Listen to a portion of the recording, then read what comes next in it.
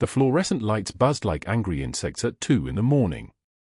Hannah Clarke pushed the medication cart through Seattle General's 3rd floor, her movement so fluid that most of the night shift staff didn't bother looking up anymore. She was just the quiet nurse. Competent. Forgettable. Efficient in the way that made her invisible. Dr. Mercer watched her from the nurse's station, jaw working like he was chewing something bitter.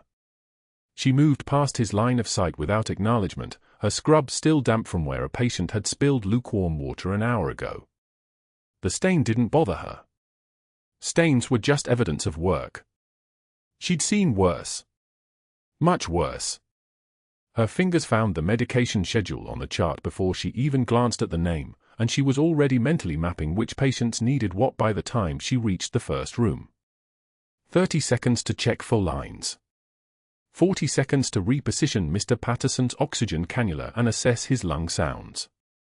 60 seconds to assess the elderly woman in 312 for signs of sepsis, temperature, skin turgor, mental clarity, urine output.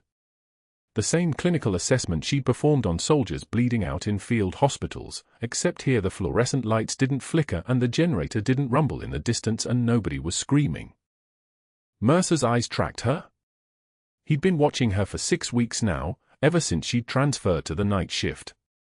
She was new to Seattle General, and that made her an outsider, which made her vulnerable, and vulnerability was something he'd learned to exploit during his 23 years climbing the hospital hierarchy. He had credentials framed on his office wall and a reserved parking spot and a title that made people's heads turn in the cafeteria. He had authority codified in institutional policy. What he didn't have was the thing she carried without trying.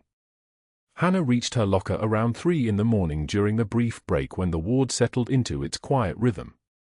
The night shift was a different creature, fewer visitors, fewer administrators, fewer people to witness anything. She spun the combination lock, 14-23-7. The door swung open to a small, carefully organized space. A cracked coffee mug with a faded sailboat design. A dying succulent in a ceramic pot, brown at the edges but still reaching toward the single sliver of light that came through the locker vents.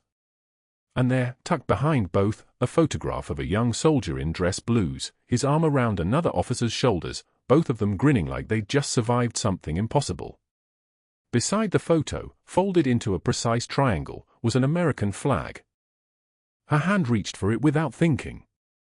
Muscle memory. Ritual. She touched the fabric, rough cotton blend, sterile despite its history, and let her fingertips linger on the fold. 3 seconds. 4. The way she used to place her palm on his chest before a mission, just to feel his heartbeat steady and alive and present. Then she closed her locker and walked back to the ward, and nobody who saw her face would have known anything had happened at all. Room 347 was different.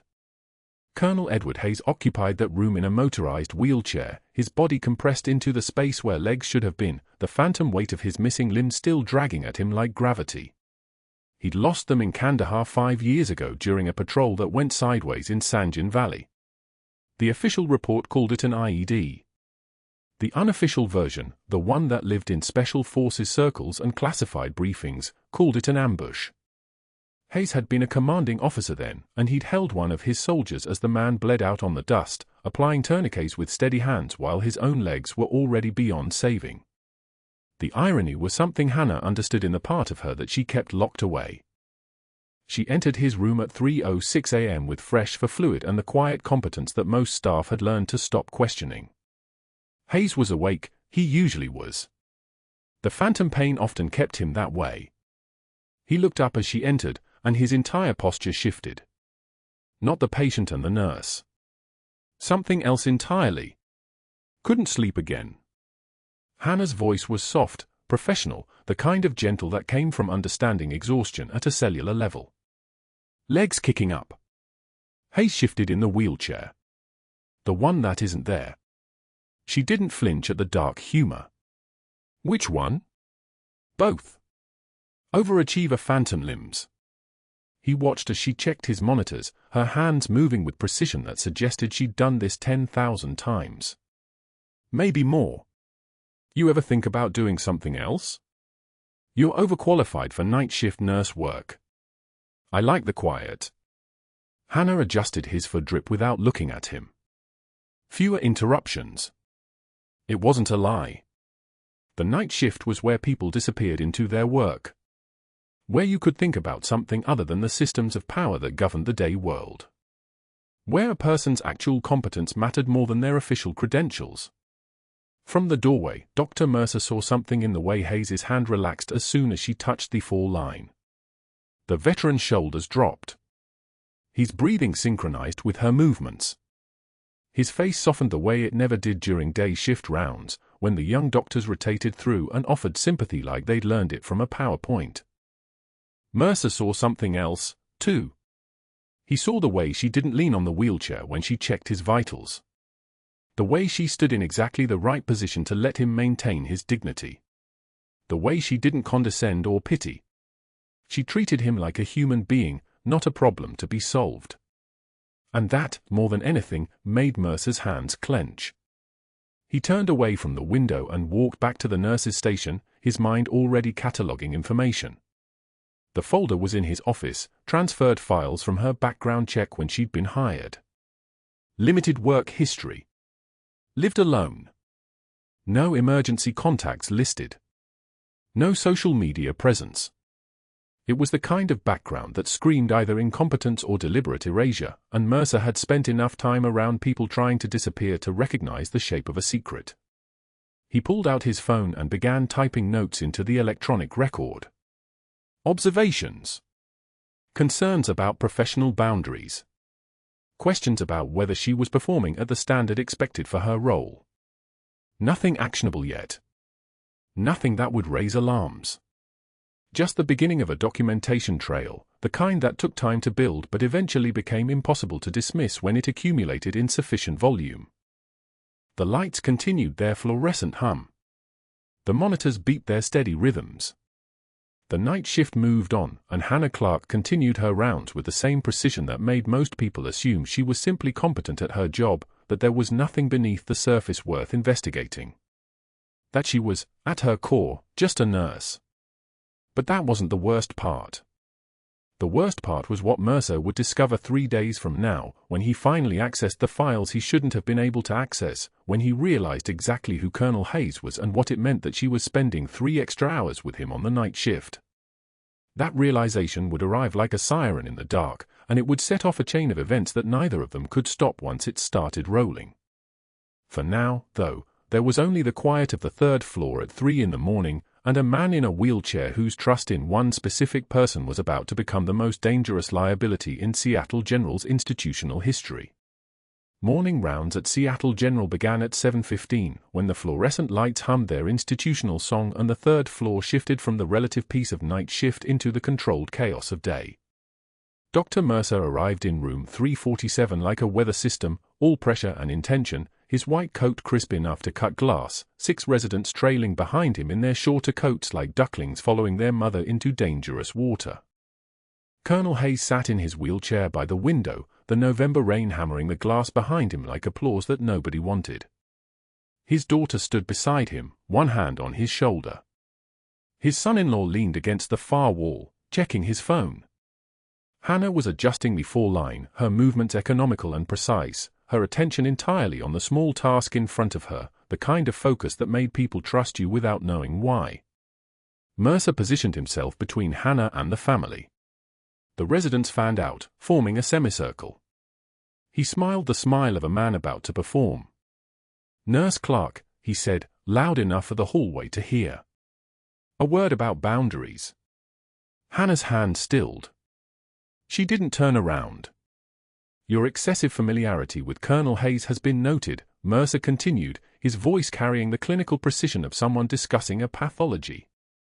"This isn't a coffee shop. You're not his friend. You're staff. There are reasons we maintain professional distance." The daughter's grip tightened on her father's shoulder. Hannah turned slowly. Her eyes locked on Mercer's face, a cold, flat stare that made one of the residents involuntarily step backward. She said nothing. "Patients need professional distance, not whatever this is," Mercer said, gesturing vaguely at her. Your emotional investment clouds judgment. It compromises care. I'm documenting this as a pattern. Colonel Hayes opened his mouth. Mercer raised one hand. Colonel, I understand this feels personal, but protocols exist for a reason. The silence stretched. Hannah waited 3 full seconds after Mercer finished speaking. When she did speak, her voice had dropped an octave. It sounded like a weapon being assembled. Your son would be ashamed of the man giving his father's care. Mercer's face drained white. All color left his features at once, as if someone had opened a valve and let it run out onto the tile floor. The residents exchanged confused glances. The daughter's hand fell away from Colonel Hayes's shoulder. Hannah turned and walked out of the room. Her footsteps were steady. Even. The sound of someone who had already made her decision and was simply executing it. Colonel Hayes, it turned out, was not just any patient. He was the commanding officer of Mercer's son. The man who had held Marcus Mercer as he died on a fire base in Kandahar 3 years ago. The man whose last radio transmission had been, "Tell my father I was thinking of home." Mercer had never told anyone at Seattle General about his son. He'd simply constructed a life that had no room for grief. But somehow, the night shift nurse knew. 2 days later, Hannah entered the break room at 6:45 a.m., her shift ending in 15 minutes. The room was full, 8 staff members scattered across the tables, eating breakfast, drinking coffee, reading the news on their phones. It was the kind of ordinary moment that comprises most of hospital life, the spaces between emergencies where people pretended to be normal. She poured her coffee into a ceramic mug that had a chip on the rim. The liquid steamed. She pulled out a chair at a table with 2 nurses from pediatrics. The moment her chair touched the floor, the nearest nurse stood up. "I'm going to check on something," she said to no one in particular. The second nurse followed. Then a respiratory tech who'd been sitting by the window. Then 2 more. Then the rest. Within 90 seconds, the break room was empty except for Hannah and the half-eaten breakfast of people who had abandoned their meal mid-bite. A yogurt cup sat on the table with a spoon still in it, slowly warming to room temperature. Hannah drank her coffee. Her hands were steady as surgical lasers. No tremor. No hesitation. She drank the entire cup in small, deliberate sips while staring at the abandoned yogurt, and when she was done, she rinsed the cup, dried it, and placed it in her locker with the same precision she applied to everything. The break room had been poisoned, and the antidote had not arrived. There was no one left to sit with her. This was calculated. This was systematic. This was the beginning of something that would have an end. By that afternoon, there was a notice on the unit board in the main corridor where all staff passed multiple times per shift. The paper was standard white, the text printed in a professional font, but it had been circled in red marker by hand, the kind of emphatic underlining that said, "Pay attention." Disciplinary notice. Employee, H. Clarke. Date, today's date. Incident, unprofessional boundaries with patient in room 347. Excessive time spent off task. Emotional over-involvement with patient requiring official intervention during rounds. Status, final warning. The notice had been signed by Dr. James Mercer, MD, with his credentials listed below. Hannah read it during shift change.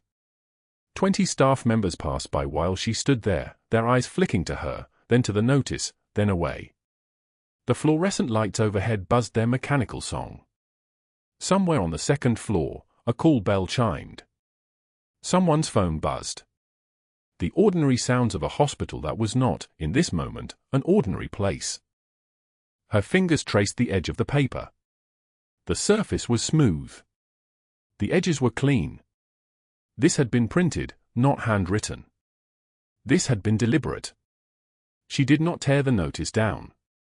She simply memorized every word, every letter, the exact location of Mercer's signature, the color of the red marker circle. Her photographic memory, the one that had kept her alive through 3 tours of Kandahar, filed it all away. And then she turned and walked to her locker without looking back. Through the break room window, Dr. Mercer watched her go, his expression settling into something that looked like satisfaction. He'd moved from humiliation into something more calculated. He'd begun to build a case. He'd started to document. He was no longer simply trying to make her uncomfortable, he was trying to make her unemployable. There was a difference, and the difference was expertise. The shift assignments changed that week. Hannah noticed it first on the posted schedule in the staff office, her eye scanning the grid of names and times with the same attention she applied to patient charts. For the past 4 months, she'd been assigned to the night shift rotation, Tuesday through Friday, 11 p.m. to 7 a.m. Consistent. Predictable. Working alongside Martinez and Washington, 2 nurses who'd long ago stopped asking questions about why Hannah worked twice as hard as anyone else, why her patients always seemed to stabilize before they crashed, why she could read a patient's decline trajectory like other people read maps. The new schedule scattered her across 7 different shift patterns over 2 weeks. 3 days of night shift, then 2 afternoons, then an overnight, then a split shift. Isolation disguised as optimization. She was paired exclusively with staff she'd never worked with before, people whose opinions about her had already been shaped by Mercer's careful whisper campaign in the break room, people who would never sit at her lunch table, who would never ask her for advice, who would watch her with the wariness of people who'd been warned about a threat they couldn't quite identify.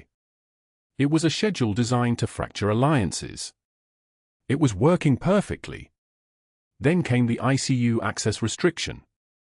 The paperwork arrived via email, routed from administration with a note from Mercer, scope of practice clarification per liability department. Nursing staff at Level 2 certification not authorized ICU procedures without supervising physician present. This is for risk management purposes. Hannah read it 3 times. Level 2 certification was a category that didn't technically exist, but it was vague enough to sound official. It was the kind of thing that, if challenged, could be walked back with an explanation about miscommunication or clarification.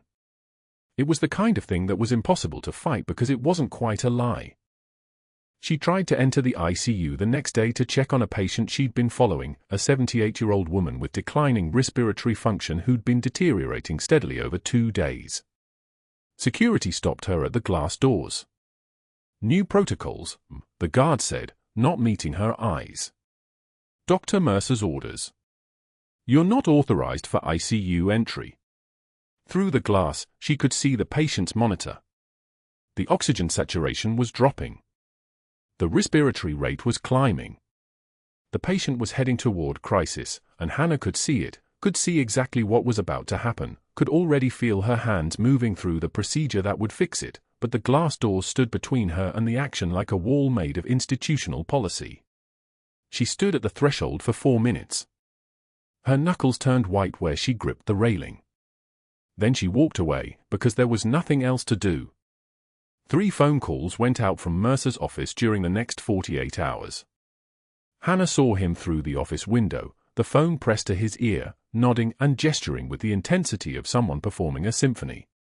She couldn't hear the words, but she could read the choreography, the careful phrasing, the pause for response, the nod that meant agreement, the gesture that meant yes, I have documentation. She knew what he was saying because she'd heard versions of it before in other places, in other contexts, from other men who'd learned that words were cheaper than bullets and more effective. Liability concerns. Emotional instability. Boundary violations. Risk management. The language of institutional self-protection dressed up as clinical care. He was poisoning the well at the board level. He was making sure that even if she survived what came next, she would be marked, flagged, restricted, the kind of person who inspired meetings about protocols and guidelines and scope of practice. The final piece arrived that Friday, a new assignment sheet for the following Monday. Colonel Hayes was scheduled for a routine respiratory examination at 2 p.m. A first-year resident, nervous, eager to impress, lacking confidence in her own judgment, had been assigned as the primary. Hannah was listed as support staff, which meant she would be nearby but officially off the case. Which meant she would see the problem coming but would have no authority to stop it. It was a trap built with the precision of something architectural. It was a room designed to collapse exactly when you tried to save it. Hannah received the assignment sheet in her locker, tucked into an envelope with her name printed in careful letters. Her knuckles turned white where she gripped the paper. For the first time in 2 days, her hands trembled, not from fear, but from the force of restraint, the terrible discipline required to stand still and do nothing when everything inside her screamed to act. But that wasn't the worst part. That wasn't even close. The monitor beeped its steady rhythm. Colonel Hayes lay in the examination bed, his chest rising and falling with mechanical precision, and Hannah moved through the hallway with a stack of charts, her shadow crossing the doorway just as his breath caught. That sound, the sharp inhalation of a man whose lungs had betrayed him, stopped her cold. She turned. His face was draining. Grey spreading beneath the skin like watercolor bleeding across paper. His right shoulder hitched upward, the muscle tensing in that particular way that meant panic, that meant the body knew something was wrong before the mind caught up. She was 10 feet away. Officially restricted from his care. Officially reassigned. Officially barred from this room by Dr. Mercer's carefully worded isolation order that had reached every attending on the 4th floor. But she watched Colonel Hayes's chest, and what she saw made the rest irrelevant. The left side of his thorax was flat. Not rising.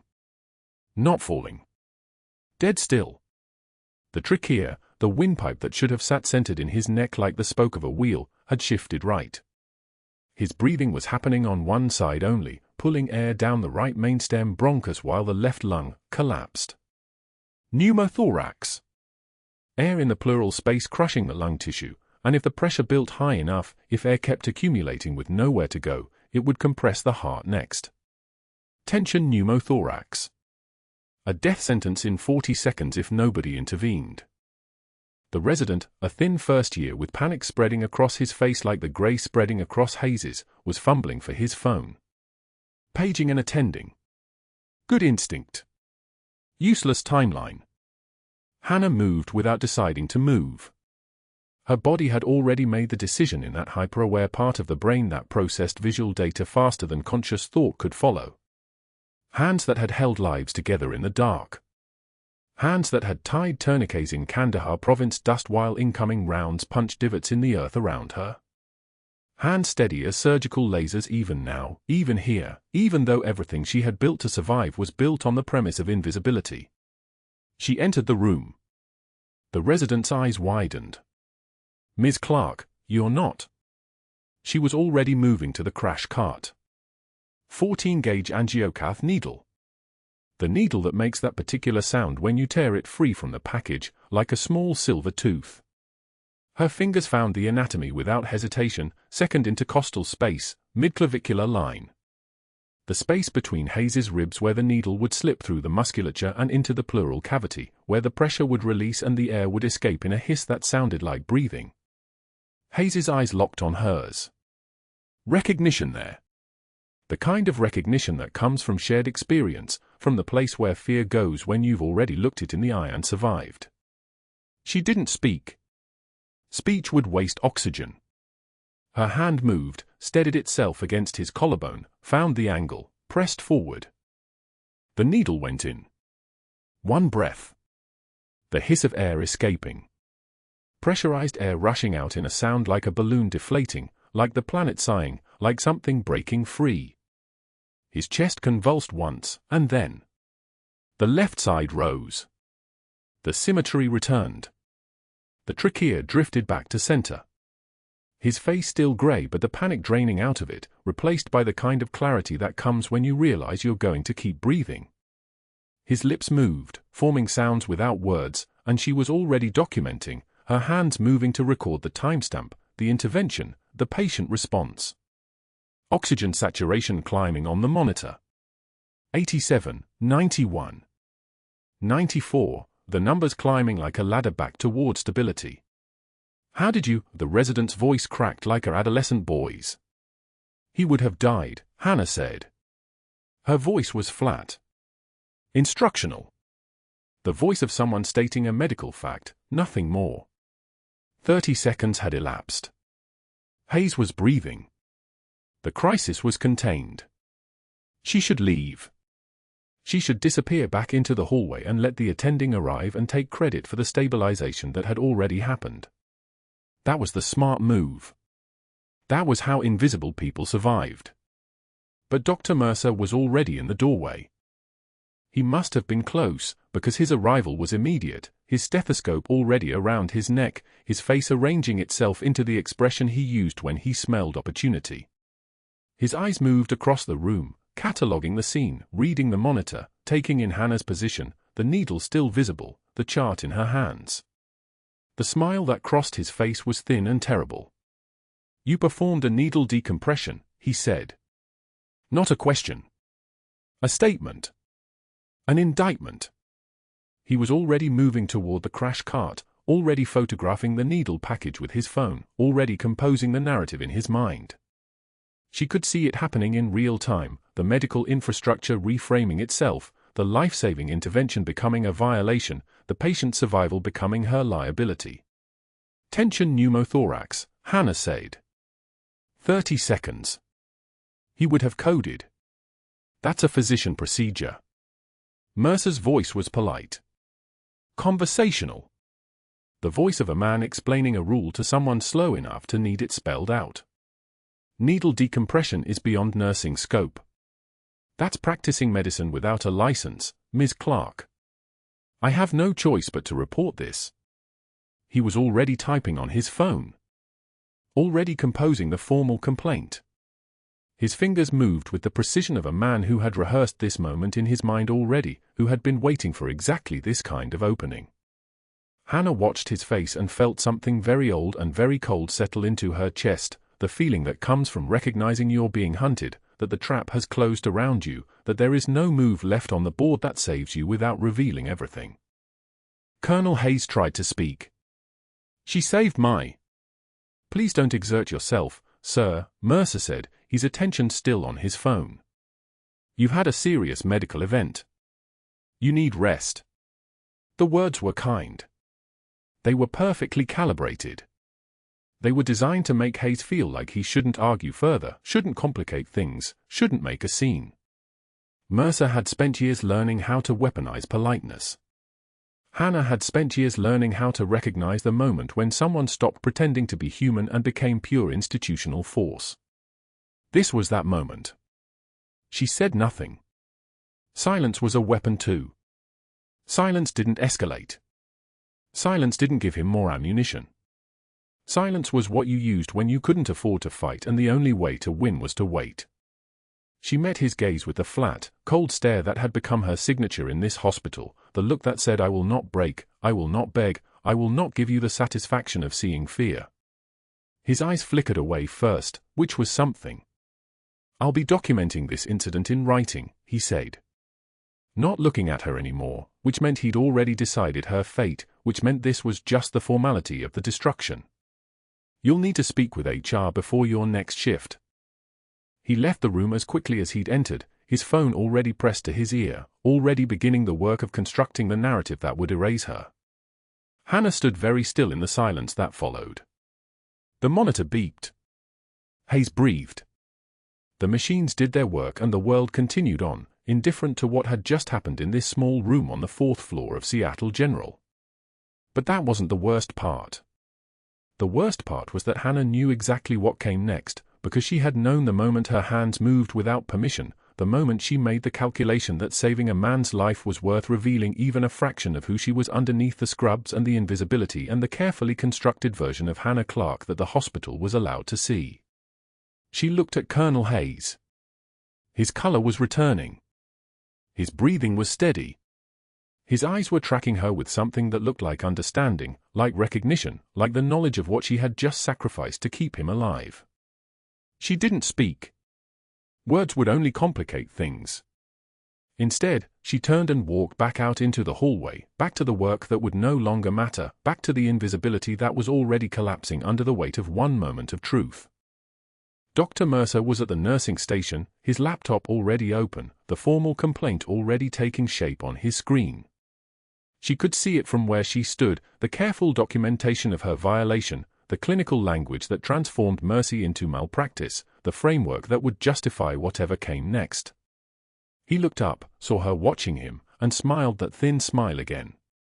"You're done here, Ms. Clarke," he said quietly. "Make no mistake about that." Hannah looked at him. At the man who had spent weeks orchestrating her isolation, who had poisoned every relationship she'd built, who had engineered this exact moment so that when it came, he would have the institutional machinery on his side. At the man who had no idea that the reason she moved with such authority, such precision, such devastating calm under pressure, was because she had held dying soldiers in her arms while rounds came down like rain. That she had performed this exact procedure while shrapnel sang past her head. That she had been trained by the best combat medics Special Forces had ever produced, and that saving Colonel Hayes in 30 seconds was the most routine thing she had done in 5 years. "Yes, sir," she said. Her voice was soft, deferential. The voice of a beaten woman accepting defeat. It was the only weapon left to her. "I understand." What came next would change everything. The intercom crackled at 2:48 a.m. Dr. Mercer stood in the staffing office, red pen poised over the master schedule like a surgeon with a scalpel. He drew a line through Hannah's name on the ICU rotation, replacing it with night shifts in the psychiatric ward. Then he rewrote her partner assignments. Every nurse on the list had complained about her at some point, however quietly. Sarah Chen, who'd asked to switch breaks. Marcus Williams, who resented being shown the correct way to place a central line. Janice, who simply didn't like women who moved through rooms with that kind of certainty. 3 more names. Each one a brick in a wall that would isolate her completely. He wasn't shouting anymore. This was stage for strategic, methodical, the kind of sabotage that looked like scheduling. He pulled out his phone and dialed the hospital board liaison. His voice was professionally concerned, the tone of a man burdened by an ethical dilemma. "I need to report a liability concern." The nurse from the other night, Hannah Clarke, performed a needle decompression without supervision. Technically outside her scope. "I'm documenting for risk management." He paused, letting the weight settle. "I just want to protect the hospital. And our patients, of course." The lie was wrapped in legitimate language, each word a blade sheathed in institutional language. 3 days passed. Hannah worked the psychiatric ward with the same precision she'd shown in the ICU, but the isolation was complete now. Her old colleagues passed her in hallways without eye contact. The break room fell silent when she entered. At 3 p.m. on a Thursday, she was called to the administrator's office. The room smelled like new carpet and old anxiety. Linda Cho, the HR director, sat with a stack of documentation that must have weighed 5 pounds. Dr. Mercer occupied the chair beside her, wearing an expression of professional sadness. Linda spoke first, her voice kind but final. "Hannah, we've conducted a thorough review of the incident in room 347. The needle decompression procedure. While we understand your intentions were good, the liability exposure is significant. A nurse performing an emergency surgical intervention without physician supervision," she paused, searching for words. "We don't have a choice. Your employment is terminated effective immediately." Mercer leaned forward. "For the safety of our patients," he added, his voice soft as poison. His eyes held something that looked like triumph. Hannah signed the paperwork. She didn't ask questions. She didn't defend herself with truths that would surface her identity, that would bring the attention of people who hunted the ghosts of Kandahar. The classified operation stayed classified. Her son's memory stayed protected. She simply nodded and stood, the stack of final documents in her hands like a confession she couldn't refute. The walk to the exit felt like moving through water. The rain came that evening like punishment. Hannah stood at the bus stop outside Seattle General, holding a cardboard box that weighed almost nothing and everything at once. Inside, the cracked ceramic mug from her locker, the dying succulent she'd kept on a shelf, the photograph of her son in his dress uniform with those impossibly young eyes. Beneath it, the folded flag from his fallen teammate, pressed into the shape of a triangle that would never unfold. Water dripped from the bus shelter roof in a rhythm like a clock counting down. Her scrubs were soaked through. Other people waited under the shelter, an elderly woman with groceries, a teenager scrolling through a phone, and they didn't look at her. Nobody ever did anymore. The bus that pulled up drove straight past without stopping. Then another. She didn't move. 3 days later, Hannah returned to Seattle General to collect her final paycheck. She entered through the ER, avoiding the main hospital corridor where people might recognize her. The place felt hostile now, every fluorescent light an accusation. She saw familiar faces that wouldn't meet her eyes, Brenda from radiology, Dr. Singh from pathology. They knew what had happened. The whole staff knew. She signed for the check at the payroll window, the paper feeling thin and final, and turned toward the exit. That's when the commotion started. Raised voices from ER intake. The sound of wheelchair wheels squeaking, shouting, someone calling for a translator. Hannah froze at the doorway. She didn't have to look. Everything in her body went still, that particular stillness that only comes from recognizing danger. But she looked anyway. The man being wheeled past intake was thin, weathered, with the face of someone who'd lived through things that rewrote the atlas of human suffering. His eyes found hers across the ER like a compass finding north. His lips moved, and he spoke in Pashto, her Pashto, the language of mountains and blood and things that couldn't be unsaid, phantom. The word hung in the ER like a live round. Dr. Rashid, the attending, stepped closer to the refugee. "What did you say? Do you know her?" The man pointed at Hannah, his voice shaking. "Phantom. Kandahar. She saved my brother when she had no reason. She came into the fire and pulled him out." The ER staff exchanged glances. One nurse pulled out her phone. The room had that particular quality of silence that precedes things breaking. A man in full marine dress uniform, chest full of ribbons, shoulders bearing the insignia of a colonel, turned toward the voices. Colonel Marcus Dawson. He studied Hannah's face for exactly 3 seconds, then pulled out his phone and accessed a military database that shouldn't exist outside classified networks. His jaw tightened. He looked at Hannah the way men look at legends they've only read about in declassified briefings. "Wait. What did he call you?" Dr. Mercer appeared from the direction of the ceremonial hall, still holding a champagne flute. His promotion ceremony had just concluded. "That's impossible," he said, voice shrill and brittle as old plastic. "This woman is a nurse. A terminated nurse." Whatever this man is saying, but Dawson was already reading, his voice steady as a judge's gavel, Captain Hannah Clarke, for extraordinary valor under fire in Kandahar province, engaged and neutralized enemy combatants while simultaneously treating for critically wounded soldiers in a combat environment, 2018. Silver Star. He looked up at Mercer. "Ring a bell, Doctor." Mercer's face had gone the color of old bone. "This is falsified. I verified her credentials myself. There are no military records." Bronze Star with V device, Dawson continued, scrolling.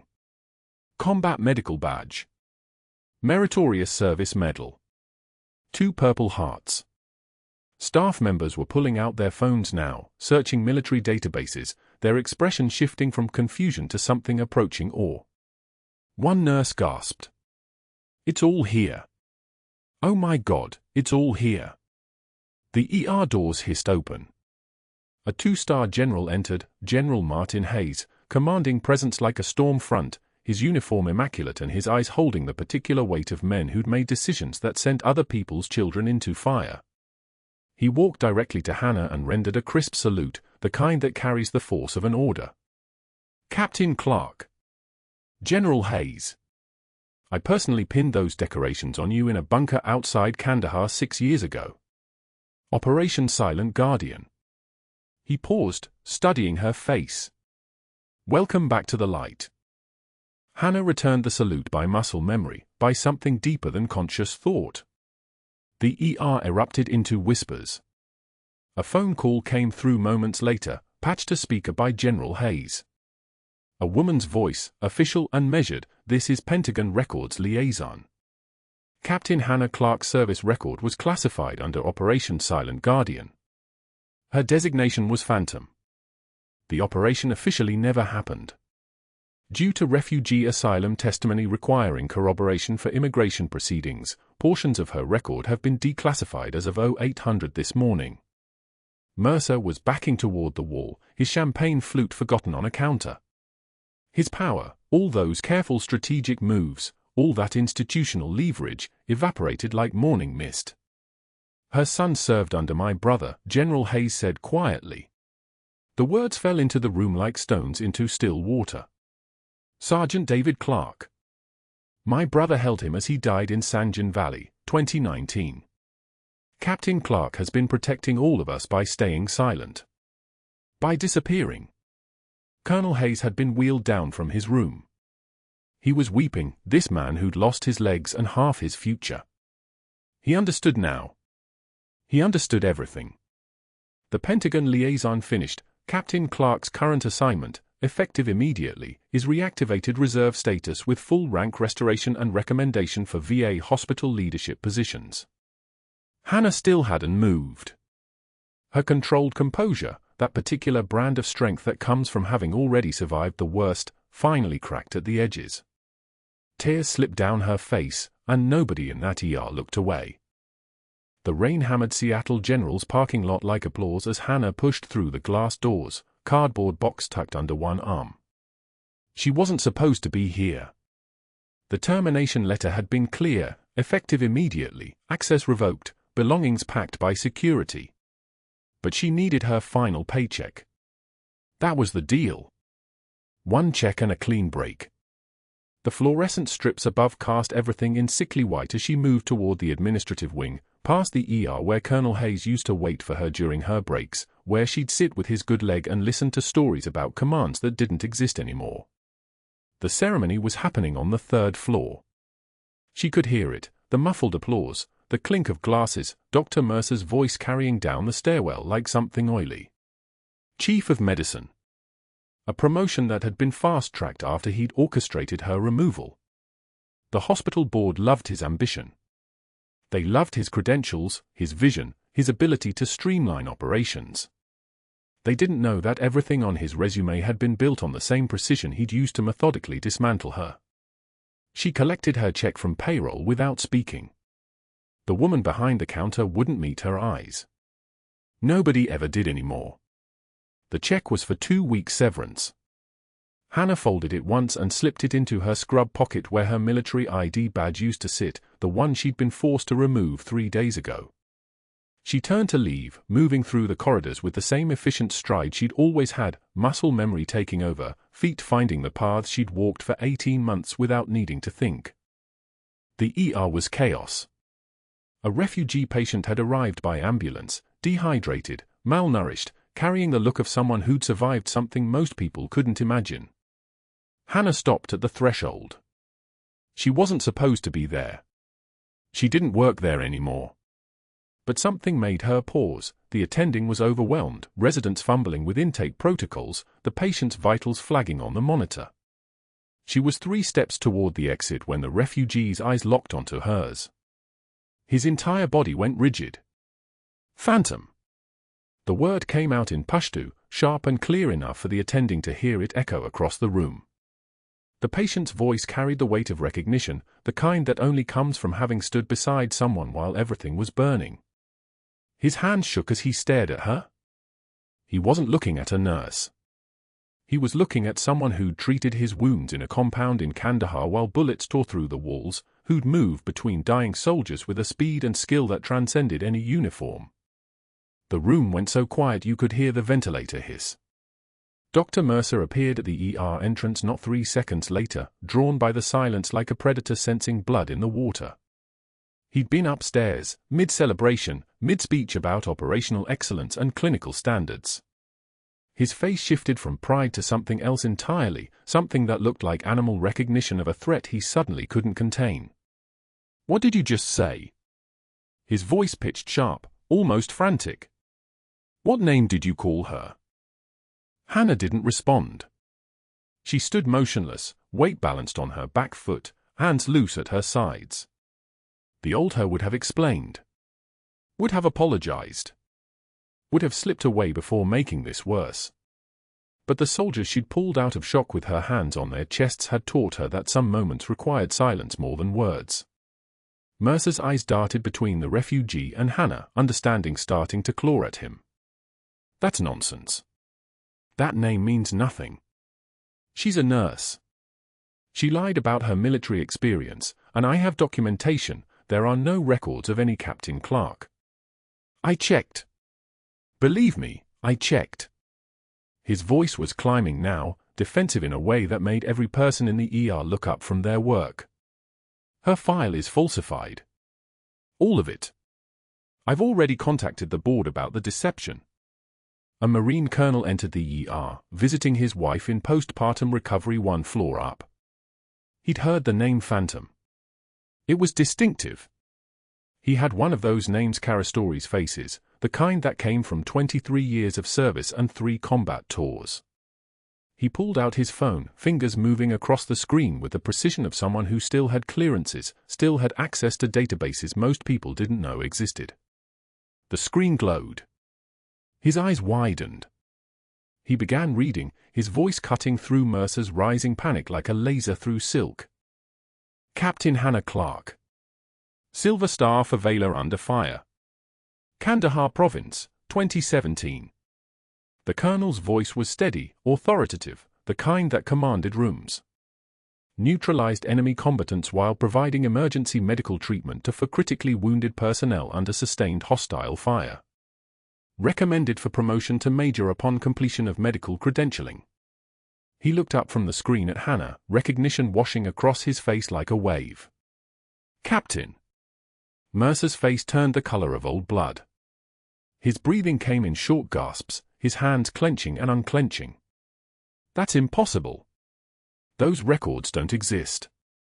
They can't exist. She's a falsifier. She forged those documents after she was fired to make herself look. His voice broke like thin ice. Nobody was looking at him anymore.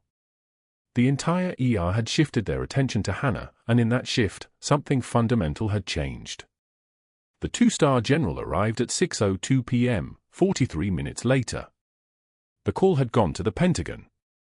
The refugee's asylum testimony had triggered automated protocols for declassified operations. The operation itself, Silent Guardian, the one that had gotten her son killed and left Hannah as the sole survivor of her squad, had suddenly ceased being classified. The general walked directly into the ER wearing his dress blues, every decoration visible, every medal earned in the field or in command of people who'd earned theirs. He saw Hannah and came to full attention. His salute was executed with the precision of someone who understood its weight, 3 fingers, stiff arm, eyes focused on the rank that had lived inside her for 6 years while she'd moved through Seattle General Invisible. Captain Clarke. Sir. The general's voice carried authority that transcended rank. I pinned those decorations on your uniform in Kandahar 6 years ago. I was there when your son died. I personally witnessed his last moments. He paused. You saved 12 lives that operation. 12. The Pentagon liaison arrived with her, a woman in a tailored suit with the bearing of someone who handled classified intelligence for a living. She stepped forward, her words precise and clinical. Captain Clarke's code name was Phantom. The operation was officially designated Silent Guardian. Due to the refugee's asylum testimony regarding American intervention in foreign healthcare crises, the entire operation has been declassified as of 4 hours ago. Her rank, her service record, her medical credentials in field conditions, all of it is being restored to active status.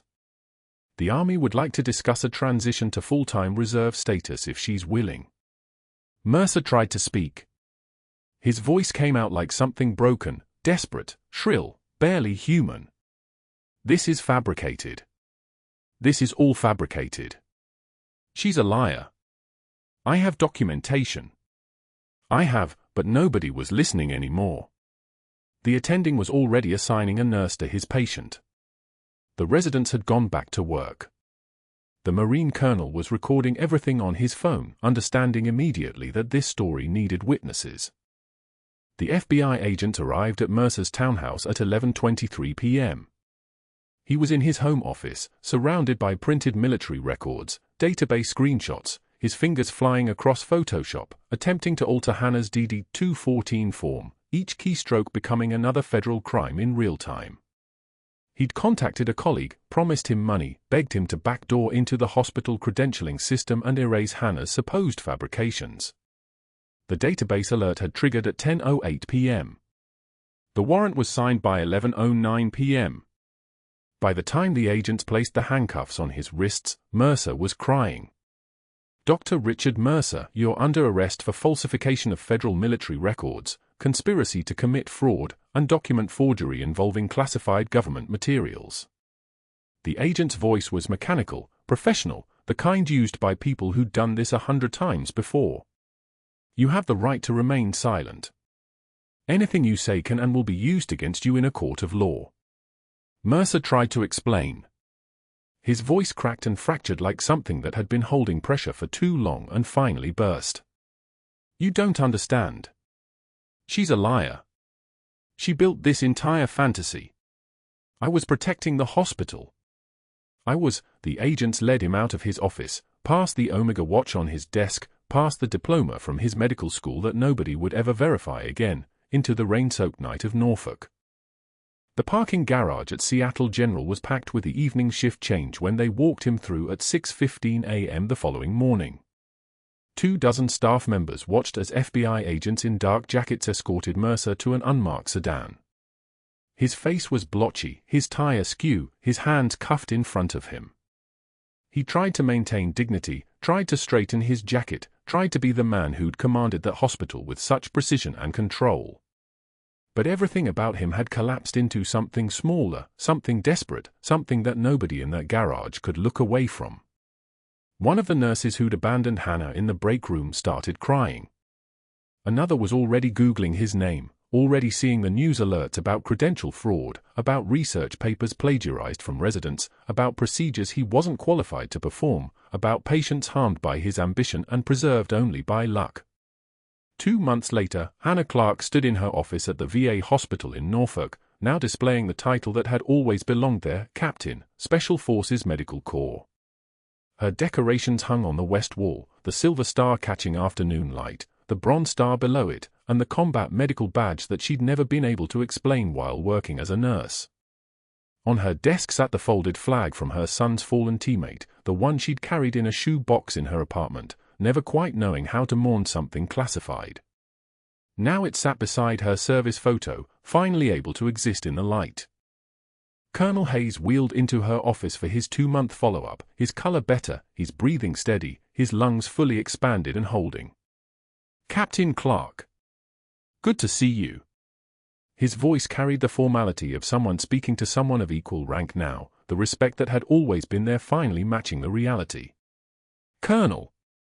How's the breathing? Hannah pulled up his recent imaging on her computer, scanning the clean chest X-ray. The tension pneumothorax was ancient history now, sealed and healed. He paused at her desk, looking at the flag. David would be proud of you. His voice cracked slightly on her son's name. He'd been David's commanding officer. He'd held him as the life went out of him in that compound, had pressed his own hand to the wound trying to stop the bleeding, knowing it was already over but trying anyway, the way soldiers did. Hannah nodded, unable to speak. Dr. Richard Mercer was teaching CPR to a room of half-asleep community college students at 7:42 p.m. on a Wednesday, his voice flat and mechanical as he demonstrated chest compressions on a dummy. His license was suspended. His career was over. His credential fraud had exposed him to potential criminal charges that he was fighting with a public defender who looked exhausted. He earned $18 an hour now, teaching people how to save lives while his own life had narrowed to nothing but contempt and surveillance. A student scrolled through her phone during his demonstration. Another checked the clock. In the back, someone whispered, and Mercer heard his own name in that whisper, the disgraced doctor, the one who'd forged records, the one who'd attacked a decorated officer to protect his own ego. Hannah conducted evening rounds at the VA, moving from room to room with the same efficient grace she'd always had, but now the authority was visible, acknowledged, earned in full view. Veterans greeted her by rank and name. Evening, Captain. Thank you, She stopped when she passed a young nurse struggling with an IV placement on an elderly patient's arm, and showed her the technique with patient hands, the angle of insertion, the confidence it took to know you were right. The nurse asked, "How'd you learn to do it so fast?" And Hannah's slight smile carried the weight of 6 years in Kandahar, of hands that had worked in darkness and blood and the kind of pressure that burned the skill into your muscle memory forever. "Long story," she said. She walked down the hallway as the camera pulled back, her reflection visible in the polished floor beneath her, her office window framing the folded flag and her service photo, her son's name finally able to be spoken aloud, her rank finally able to mean what it had always meant. The ventilator wheezed in a nearby room. The monitor beeped its steady rhythm. The night shift carried on the way it always did, the invisible work of people who understood that heroism didn't require acknowledgement. If you watched someone move through that hospital tonight, you'd see a woman who'd survived things most people couldn't imagine, who'd kept moving forward when everything told her to stop, who'd carried a secret that could have destroyed her and instead had set her free. Subscribe and like if you believe the quiet ones are often the strongest. Comment below, have you ever been underestimated by someone who didn't know your true value?